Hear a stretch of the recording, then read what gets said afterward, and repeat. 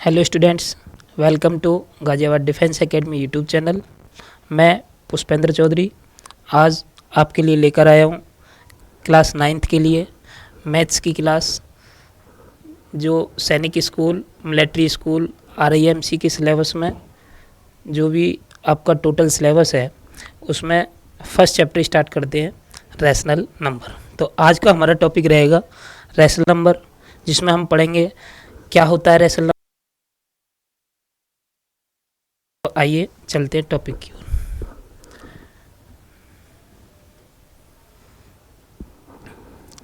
तो बेटा सबसे पहले हम जानते हैं कि रैशनल नंबर क्या होता है।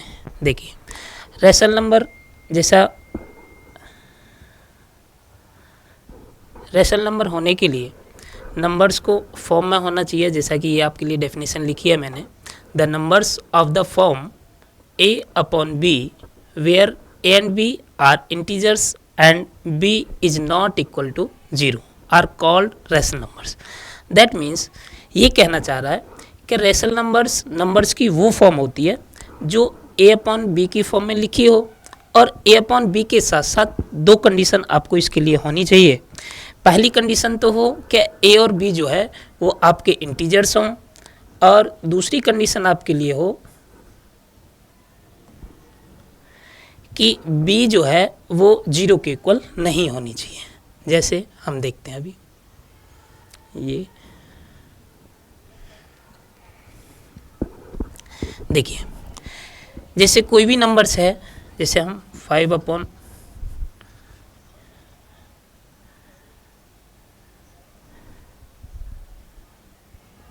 जैसे कोई भी नंबर्स है, फॉर एग्जाम्पल उसने दे रखा है जैसे 5/8। देखो 5/8 ये क्या है, ये एक रैशनल नंबर है। इसमें ये a/b की फॉर्म में आपके सामने लिखा हुआ है, और a भी इंटीजर है और b भी क्या है, b की वैल्यू भी एक इंटीजर है। अब सबसे पहले हम ये जानते हैं इंटीजर होता क्या है ना। तो इंटीजर समझने से पहले देखो, मैथ्स में जब भी हम पढ़ रहे हैं तो ये नंबर्स जो है ये हमारा पीछा नहीं छोड़ेंगे। जब हमें मैथ्स पढ़ना है तो नंबर्स तो जानने ही हैं। सबसे पहले नंबर्स में बात आती है नेचुरल नंबर की। तो नेचुरल नंबर क्या होते हैं, अभी जैसे इसमें इंटीजर्स का यूज है तो हमें अभी इंटीजर्स पे पहुंचेंगे। इंटीजर्स समझने से पहले हमें आपको नेचुरल नंबर समझना होगा। नेचुरल नंबर की अगर हम बात करें बेटा, तो नेचुरल नंबर क्या होते हैं, जो नंबर काउंटिंग के लिए यूज किए जाते हैं। काउंटिंग दैट मीन्स जैसे 1 2 3 4, ये क्या कहलाए जाते हैं, ये हमारे नेचुरल नंबर कहलाए जाते हैं। ठीक है, नेचुरल नंबर्स में यदि 0 इंक्लूड कर दिया जाए तो जो भी नंबर का सेट बनता है उस सेट को होल नंबर का नाम दिया जाता है। तो अगर हम होल नंबर की बात करें, होल नंबर क्या होते हैं, तो बेटा होल नंबर होते हैं 0 1 2 3 and so on dot dot infinite तक। अब 0 को अगर हमने नेचुरल नंबर में इंक्लूड कर दिया तो वो होल नंबर हो गया, और 0 को इंक्लूड करके जितने भी नेचुरल नंबर हैं, इन नेचुरल नंबर के साथ अगर हम नेगेटिव नंबर्स को भी क्या कर दें, नेगेटिव नंबर्स को भी इंक्लूड कर दें, यानी अगर मैं ये कहूँ इंटीजर्स क्या होते हैं, तो -∞ से +∞ तक विद इंक्लूडिंग 0, ये सभी नंबर्स क्या कहलाते हैं, ये सभी नंबर्स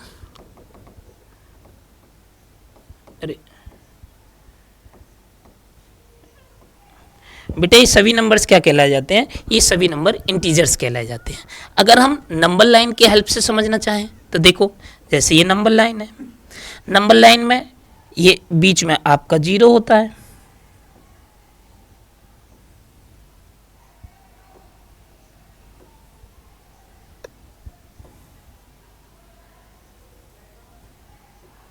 बीच में आपका 0 होता है। अरे क्या हो रहा है, और जब 0 से हम राइट साइड चलते हैं तो इधर पॉजिटिव नंबर चलते हैं।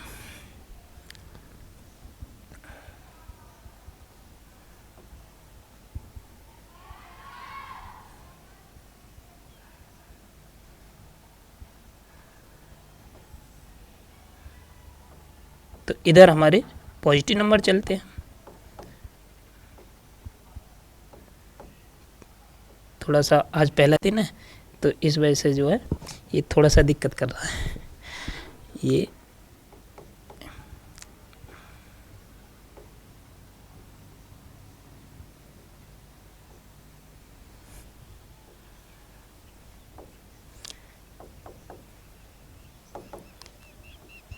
इनफाइनाइट इधर होता है, इधर प्लस इनफाइनाइट होगा,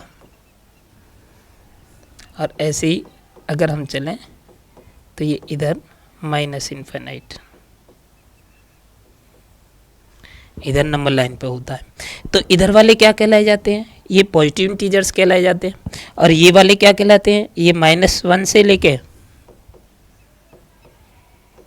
माइनस इनफाइनाइट तक ये नेगेटिव इंटीजर्स कहलाते हैं, और नेगेटिव इंटीजर से पॉजिटिव इंटीजर्स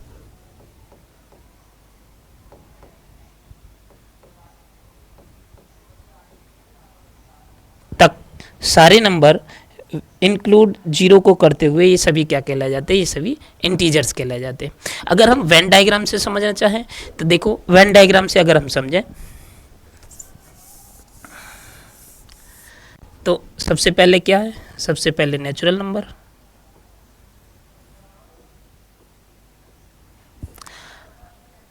फिर सभी नेचुरल नंबर्स किस में आएंगे, होल नंबर में आएंगे बेटा, और सभी जो होल नंबर्स हैं वो किस में आएंगे, वो आपका बेटा ये आएंगे आपके इंटीजर में। इंटीजर को जेड से डिनोट कर देते हैं, ठीक है बेटा। और जितने भी इंटीजर्स हैं ये सभी आएंगे आपके रैशनल नंबर में, ठीक है। तो रैशनल नंबर समझ आया। जो भी नेचुरल नंबर्स होते हैं वो क्या होते हैं, वो होल नंबर होते हैं। जितने भी होल नंबर्स हैं सब किस में इंक्लूड होते हैं, सब इंटीजर में इंक्लूड होते हैं। और बेटा सारे इंटीजर्स किस में इंक्लूड होते हैं, वो रैशनल नंबर की फॉर्म में इंक्लूड होते हैं, ठीक है। चलिए अब हम बढ़ते हैं थोड़ा सा आगे। आप जान पाए होंगे रैशनल नंबर क्या होता है। रैशनल नंबर से आगे अगर हम बात करें बेटा, तो देखो रैशनल नंबर इसने दिया है। रैशनल नंबर क्या हो सकता है, इंटीजर है तो इंटीजर अब नेगेटिव भी इंटीजर हो सकता है और बेटा पॉजिटिव इंटीजर भी हो सकता है। जैसे पहला एग्जांपल इसने 5/8 दिया है। 5/8 में p की वैल्यू भी, या हम कहें p/q की फॉर्म कह लो, या p/q की फॉर्म ना कहें तो हम a/b की फॉर्म में पढ़ सकते हैं। यहाँ अगर हम a/b की फॉर्म पढ़ने तो देखो a का वैल्यू क्या है, a का वैल्यू भी क्या है, एक इंटीजर है, वो एक पॉजिटिव इंटीजर है, और b का वैल्यू भी क्या है, ये भी एक पॉजिटिव इंटीजर है। दैट मीन्स ये किसकी फॉर्म है, ये आपके रैशनल नंबर की फॉर्म में ये लिखे हुए हैं नंबर, ठीक है। अगर हम सेकेंड एग्जाम्पल की बात करें तो इसमें a जो है वो नेगेटिव नंबर है। मैंने चारों ही एग्जाम्पल जो दिए हैं, चारों ही एग्जाम्पल थोड़े थोड़े डिफरेंट हैं। पहले में दोनों पॉजिटिव इंटीजर दिए हैं, सेकंड वाला जो है उसमें a की वैल्यू देखो नेगेटिव है और b की वैल्यू क्या है, पॉजिटिव है। अब हमारे लिए कंडीशन ये थी कि a/b की फॉर्म में जो भी नंबर लिखा हुआ है उसमें a और b क्या होना चाहिए, वो इंटीजर होना चाहिए।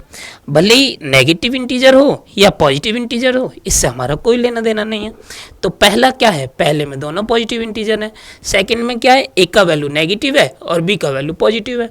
थर्ड में क्या है, थर्ड में मैंने इसका अपोजिट कर दिया, ऊपर वाला a का वैल्यू पॉजिटिव ले लिया और b का वैल्यू क्या ले लिया, नेगेटिव ले लिया। अगला एग्जाम्पल में क्या है, दोनों ही नेगेटिव हैं। तो हमने ये समझा कि जो नंबर्स a/b की फॉर्म में लिखे होते हैं, भले ही a नेगेटिव इंटीजर रहा हो या पॉजिटिव इंटीजर रहा हो, वही b के लिए भी है। b नेगेटिव इंटीजर रहा हो या पॉजिटिव इंटीजर रहा हो, वो क्या कहलाएगा, वो फॉर्म हमारी रैशनल नंबर की फॉर्म कहलाएगी, ठीक है। चलिए अब थोड़ा सा इससे आगे चलते हैं।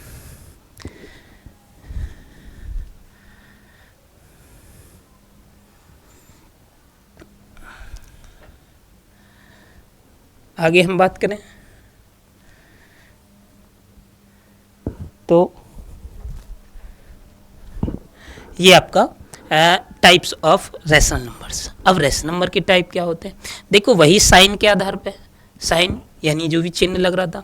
पॉजिटिव रैशनल नंबर क्या होते हैं और नेगेटिव रैशनल नंबर क्या होते हैं, ये दो टाइप्स होते हैं इसके।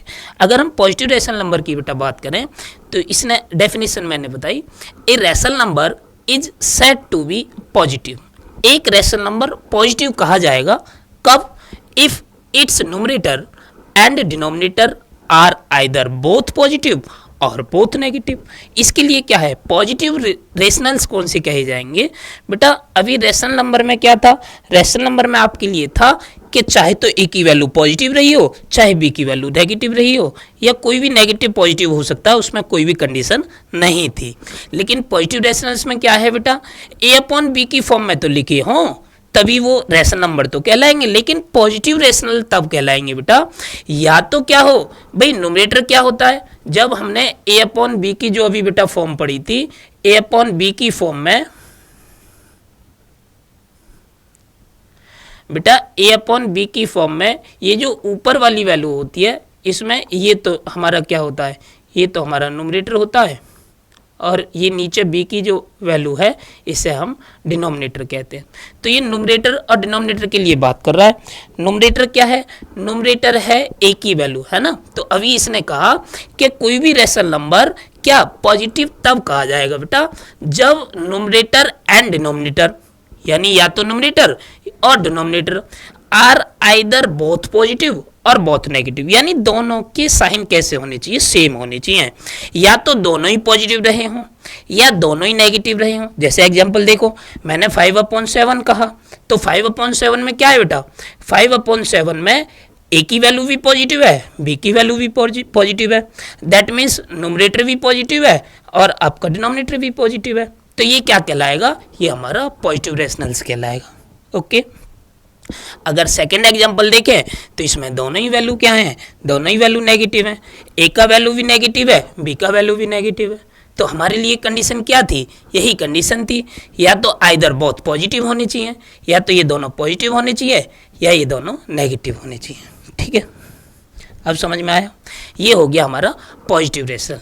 पॉजिटिव रेशनल के बाद बेटा देखो, हम अगर समझना चाहें तो ये आपका अगला आएगा भैया, सेकंड टाइप आपका नेगेटिव रेशनल। नेगेटिव रेशनल क्या होता है, a rational number is said to be negative. कोई भी रेशनल नंबर नेगेटिव तब कहा जा सकता है if its numerator and denominator are of opposite signs. यानी अब उसने क्या कहा, पहले में पॉजिटिव में क्या था, पॉजिटिव में तो था कि दोनों का न्यूमरेटर और डिनोमिनेटर का सेम साइन होना चाहिए, या तो दोनों पॉजिटिव रहे हों या दोनों नेगेटिव रहे हों। लेकिन अभी नेगेटिव रेशनल में क्या हो गया, नेगेटिव रेशनल में ये कह रहा है कि न्यूमरेटर और डिनोमिनेटर कैसे होने चाहिए, अपोजिट साइंस के साथ होने चाहिए। अपोजिट साइंस का मतलब ये है, अगर ए का वैल्यू नेगेटिव है तो बी पॉजिटिव होना चाहिए, और ए का वैल्यू पॉजिटिव है तो बी नेगेटिव होना चाहिए। जैसे फॉर एग्जांपल -4/9 की बात करें तो इसमें डिनोमिनेटर और न्यूमरेटर की क्या है, अपोजिट साइंस हैं। न्यूमरेटर नेगेटिव साइंस है, न्यूमरेटर के साथ नेगेटिव साइंस है, और ये आपका डिनोमिनेटर के साथ आपका पॉजिटिव साइन है। लेकिन अगर सेकेंड एग्जांपल की बात करें तो उसमें मैंने इसका अपोजिट कर दिया है। इसमें ए की वैल्यू जो है यानी न्यूमरेटर जो है वो कैसा है, वो पॉजिटिव है बेटा, और ये आपका डिनोमिनेटर जो है वो आपका नेगेटिव है। ठीक है, तो ये हमारा क्या रहा, ये हमारा नेगेटिव रेशनल्स की फॉर्म रहेगी। ठीक है, चलो इसके बाद बेटा रेशनल नंबर की प्रॉपर्टी पढ़ते हैं। अगर रेशनल नंबर की प्रॉपर्टी की अगर हम बात करें बेटा, तो रेशनल नंबर की पहली प्रॉपर्टी क्या है, कि अभी आपने पढ़ा rational number a upon b की फॉर्म में बेटा था, तो इसने ये कहा if a upon b is a rational number and m is a non zero integer. कोई ए अपॉन बी क्या है, रेशनल नंबर है, और बेटा एम क्या है, एम एक नॉन जीरो इंटीजर है, यानी एम इंटीजर तो है लेकिन उसकी वैल्यू जीरो नहीं है। जीरो नहीं है दैट मीन्स कुछ भी हो सकती है, कोई पॉजिटिव इंटीजर हो सकता है और बेटा कोई भी नेगेटिव इंटीजर भी हो सकता है। जैसे उसने ये कहा, पहली प्रॉपर्टी ये कहती है कि अगर ए अपॉन बी लिखा है तो ए अपॉन बी की जो वैल्यू है वो किसके इक्वल रहेगी, वो ए और बी में दोनों में हम कोई सेम नंबर जो हमारा क्या था, सेम इंटीजर जो हमारा m था, अगर हम दोनों में m से मल्टीप्लाई कर दें, उसके न्यूमरेटर में भी और उसके डिनोमिनेटर में भी, तो उसका न्यूमरेटर और डिनोमिनेटर की वैल्यू तो चेंज हो जाएगी बेटा, लेकिन रेशनल नंबर का जो वैल्यू है वो हमारा चेंज नहीं होगा, है ना। ये इसी के a अपॉन बी के इक्वल रहेगा जब हम इसमें दोनों में न्यूमरेटर में और डिनोमिनेटर में m से अगर हम मल्टीप्लाई कर देते हैं। जैसे फॉर एग्जांपल उसने कहा अगर -3/4 है और हम इसको क्या है, हम इसको m की वैल्यू 2 मान लेते हैं, हम इसमें 2 से क्या कर देते हैं बेटा, 2 से न्यूमरेटर में भी मल्टीप्लाई कर देते हैं और 2 से हम इसके डिनोमिनेटर में भी मल्टीप्लाई कर देते हैं। अगर मैंने इसमें 2 से ऊपर नीचे न्यूमरेटर में और डिनोमिनेटर में अगर बेटा मैंने मल्टीप्लाई कर दी, तो मल्टीप्लाई करने के बाद देखो ध्यान से इधर हमारी जो फ्रैक्शन बनेगी, हमारी फ्रैक्शन क्या बनेगी भाई, देखो -3 में 2 से मल्टीप्लाई करोगे तो 6 बनेगा, और 4 में 2 से मल्टीप्लाई करोगे तो 8 बनेगा। तो न्यूमरेटर और डिनोमिनेटर का वैल्यू तो चेंज हो रहा है, वैल्यू तो चेंज हो रहा है। यहाँ नोमिनेटर -3 था, यहाँ -6 हो गया, और यहाँ 4 था, यहाँ ये डिनोमिनेटर 8 हो गया। लेकिन -3/4 की जो वैल्यू है वो -6/8 के इक्वल ही रहेगी बेटा। ऐसे ही अगर हम इसमें m की वैल्यू 3 पुट कर दें, नोमिनेटर में हम 3 से मल्टीप्लाई कर दें, और यहाँ बेटा डिनोमिनेटर में भी 3 से मल्टीप्लाई कर दें, तो इसका वैल्यू क्या हो जाएगा, 3 3 जा 9, तो ये माइनस का 9 हो जाएगा बेटा, 4 3 जा 12, ये 12 हो जाएगा। ऐसे ही अगर मैं इसमें दोनों में बेटा ऊपर नीचे 4 से मल्टीप्लाई करूं, तो -3 4 जा 12 ये हो जाएगा, और बेटा 4 4 जा 16 ये हो जाएगा। तो ये सभी जो है -3/4 की वैल्यू, -6/8, -9/12, -12/16, ये सभी रेशनल नंबर्स की वैल्यू आपस में कैसी है, आपस में ये इक्वल है। ठीक है, तो यही क्या है, यही इसकी रेशनल नंबर की पहली प्रॉपर्टी है। और ऐसे रेशनल नंबर जिनके न्यूमरेटर और डिनोमिनेटर की वैल्यू हमें m की मल्टीप्लाई करने से प्राप्त हुई है, ऐसे रेशनल नंबर को क्या कहा जाता है, इक्विवेलेंट रेशनल नंबर्स कहा जाता है। ये मैंने लिख दिया, such rational numbers are called equivalent rational numbers. ऐसे रेशनल नंबर्स बेटा क्या कहे जाते हैं, वो हमारे इक्विवेलेंट रेशनल नंबर कहे जाते हैं। या फिर हमें कोई भी फ्रैक्शन अगर हमें दे दे, जैसे मुझे 2/3 दे दे और मुझे कहे कि इसकी इक्विवेलेंट फ्रैक्शन आप निकालो, तो बेटा इक्विवेलेंट फ्रैक्शन निकालने के लिए आप क्या कर सकते हैं, आप 2/3 में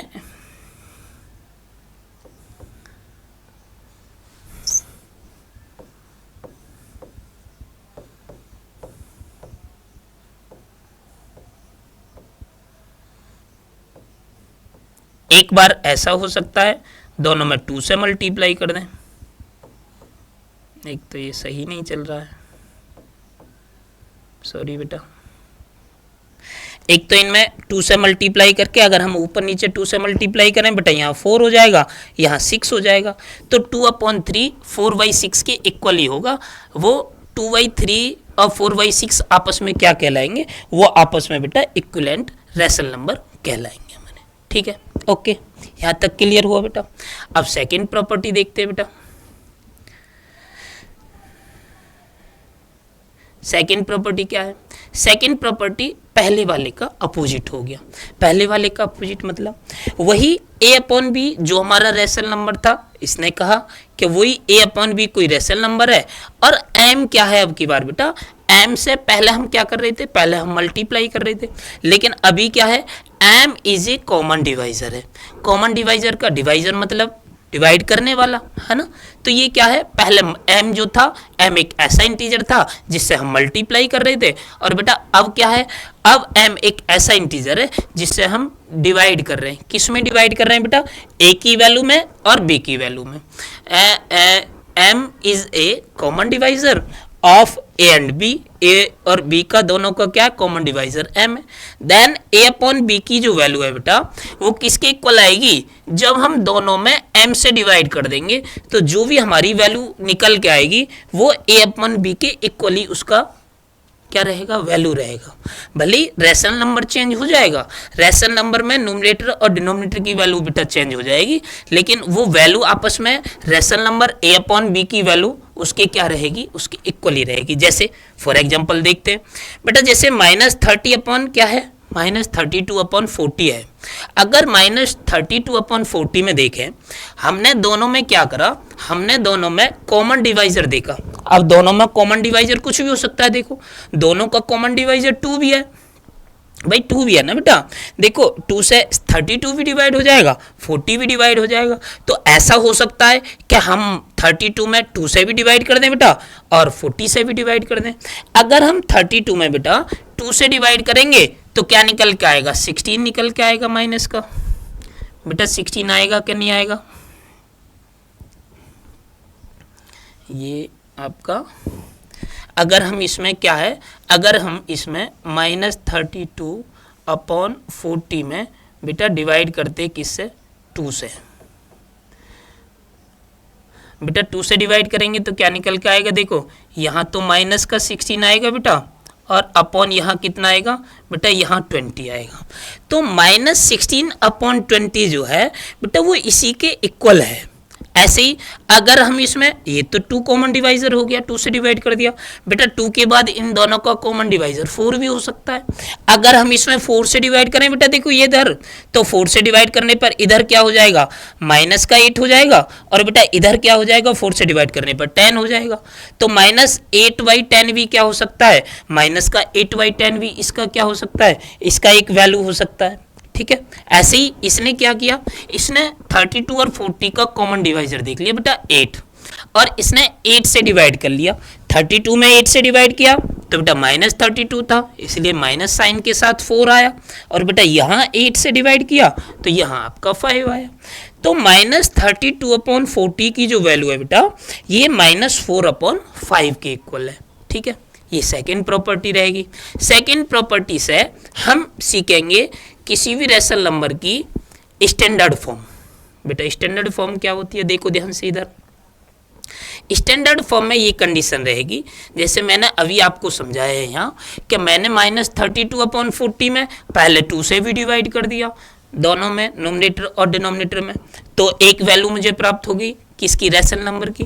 बेटा मैंने 4 से भी डिवाइड कर दिया, 8 से भी डिवाइड कर दिया, लेकिन स्टैंडर्ड फॉर्म में क्या रहेगा, किसी भी रेशनल नंबर के स्टैंडर्ड फॉर्म का बेटा मतलब ये है, ए रेशनल नंबर a/b, कोई भी a/b रेशनल नंबर है तो बेटा is said to be a standard form. ये इसकी स्टैंडर्ड फॉर्म तब कही जा सकती है if a and b are integers, a और b तो इंटीजर्स होने चाहिए, हैविंग नो कॉमन डिवाइजर, और बेटा इनका कोई भी कॉमन डिवाइजर ना हो a और b का, किसके अलावा, अदर देन 1। दो कंडीशन है, एक तो इनका कॉमन डिवाइजर a और b के अलावा दूसरा कोई ना हो, और एक बेटा b की वैल्यू क्या होनी चाहिए, b की वैल्यू पॉजिटिव होनी चाहिए। अब 1 के अलावा बेटा कॉमन डिवाइजर कब नहीं हो सकता किसी भी फ्रैक्शन का, 1 के अलावा कॉमन डिवाइजर जब नहीं हो सकता, जब कोई भी, अगर आप फ्रैक्शन ले रहे हो, जैसे अभी आपने इससे पहले क्या ले रखा था, जैसे अभी आपने इससे पहले फ्रैक्शन ले रखी थी बेटा, क्या, देखो बेटा अभी आपने इससे पहले फ्रैक्शन ले रखी थी, जैसे बेटा -32/40। अब इन दोनों के न्यूमरेटर और डिनोमिनेटर के कॉमन डिवाइजर एक के अलावा तब नहीं हो सकते जब हम 32 और 40 का ग्रेटेस्ट जो डिवाइजर है, दोनों का जो ग्रेटेस्ट कॉमन डिवाइजर है, अगर हम दोनों को उससे डिवाइड कर दें। जैसे अभी आपने देखा इसके डिवाइजर में देखूं, दोनों के कॉमन डिवाइजर क्या है, 2 दोनों का कॉमन डिवाइजर है, 4 बेटा दोनों का कॉमन डिवाइजर है, 8 बेटा दोनों का कॉमन डिवाइजर है या नहीं है। ठीक है, तो अब 2 भी इनका कॉमन डिवाइजर है, 4 भी है, 8 भी है, लेकिन मैं क्या कह रहा हूं, मैं ये कह रहा हूं स्टैंडर्ड फॉर्म में बेटा कन्वर्ट करने के लिए हमें न्यूमरेटर और डिनोमिनेटर की वैल्यू को ग्रेटेस्ट कॉमन डिवाइजर से डिवाइड करना पड़ेगा बेटा। अब इनमें ग्रेटेस्ट कौन सा है, ग्रेटेस्ट माने बड़ा वाला, बेटा बड़ा वाला डिवाइजर कौन सा है, इसमें 8 है। तो अगर मैं इसको 8 से डिवाइड कर दूं, ये लिख रहा था बेटा 32, अगर मैं इसको 8 से डिवाइड कर दूं, और बेटा जब कॉमन डिवाइजर कहलाना तो इसको भी 8 से डिवाइड करना पड़ेगा, तभी तो कॉमन रहेगा बेटा। तो यहाँ क्या आएगा बेटा, यहाँ आएगा आपका, ये आपका आ गया कितना, सॉरी, यहाँ आपका आ गया -4, और बेटा ये आपका आ गया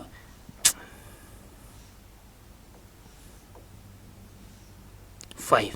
तो बेटा -4/5 जो निकल के आया वो इसकी स्टैंडर्ड फॉर्म निकल के आई। स्टैंडर्ड फॉर्म का मतलब क्या है, देखो ये दोनों कंडीशन फॉलो कर रहा है। जो स्टैंडर्ड फॉर्म के लिए दो कंडीशन अभी उसने बताई, क्या 2 कंडीशन बताई बेटा, उसने एक कंडीशन तो हमें ये बताई, एक कंडीशन तो हमें ये बताई कि उसका क्या होना चाहिए, कॉमन डिवाइजर अदर देन 1, कोई भी नो कॉमन डिवाइजर, कोई भी कॉमन डिवाइजर नहीं होना चाहिए बेटा। एक दूसरी कंडीशन बताई, बी की वैल्यू पॉजिटिव होनी चाहिए। तो मैंने अभी जो आपको -4/5 लिख के दिखाया बेटा, माइनस के 4/5 में देखो आप देख सकते हैं, माइनस का 4/5 जो आपने लिखा, इसमें पहला तो क्या है, सॉरी, माइनस का 4/5 में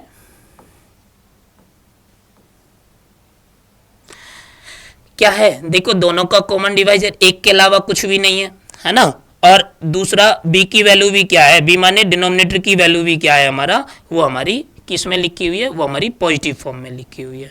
ठीक है, जैसे इसने एक और एग्जांपल दिया, जैसे अगर हम बात करें किसकी, इसने दे रखा है बेटा माइनस का 33 अपॉन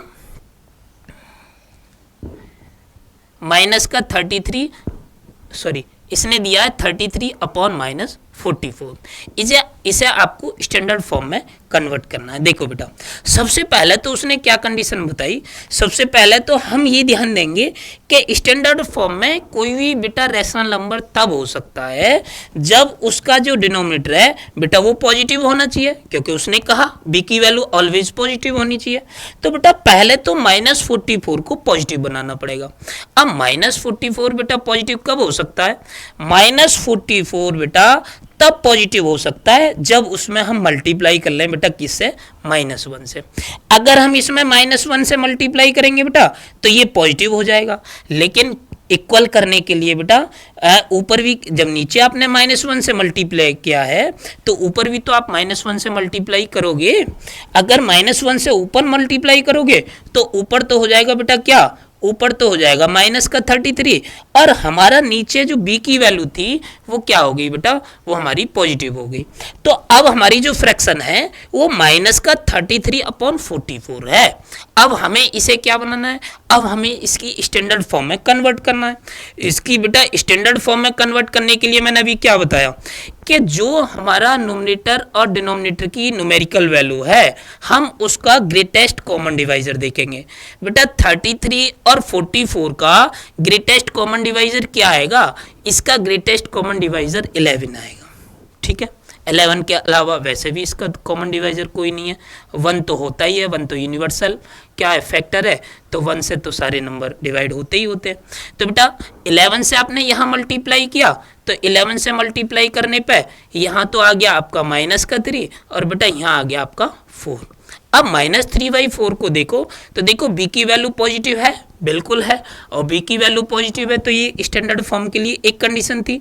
दूसरी कंडीशन बेटा क्या थी कि न्यूमरेटर और डिनोमिनेटर का नो कॉमन डिवाइजर होना चाहिए किसके, एक के अलावा। तो देखो -1 का और 4 का कोई भी कॉमन डिवाइजर नहीं हो सकता है किसके अलावा, एक के अलावा। तो हम -33/44 को अगर देखें तो ये क्या है, ये आपका -3/4 के इक्वल आ गया। इसकी स्टैंडर्ड फॉर्म जो है, इसकी स्टैंडर्ड फॉर्म कितनी आ गई, -3/4 आ गई। ठीक है ना बेटा, यहाँ तक समझ आया। तो आज हम इंट्रोडक्शन में रैशनल नंबर के में बेटा इतना ही पढ़ेंगे, इससे आगे एक्सरसाइज कल करेंगे। कल बहुत सारे अच्छे प्रैक्टिस के लिए क्वेश्चन लेके आएंगे और कल प्रैक्टिस करेंगे। Thank you.